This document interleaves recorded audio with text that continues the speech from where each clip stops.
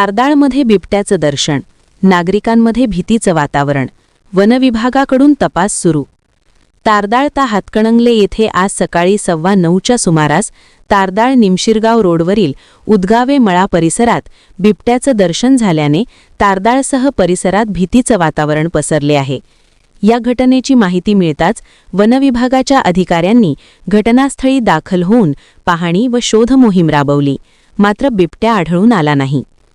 निमशिरगाव रोडवरील मनोहर अण्णा उदगावे यांच्या शेतात सकाळी 9:15च्या सुमारास ऊसतोड सुरू असताना मजुरांच्या हालचालींमुळे बिबट्याने डरकाळी फोडल्याचे स्थानिक शेतकऱ्यांनी सांगितले। त्यामुळे शेतात बिबट्या असल्याचे स्पष्ट झाल्याने ऊसतोड मजुरांनी ही माहिती तात्काळ शेतमालक मनोहर उदगावे यांना दिली।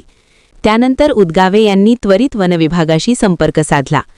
माहिती मिळताच वनविभागाचे पथक घटनास्थळी दाखल होऊन परिसराची पाहणी केली।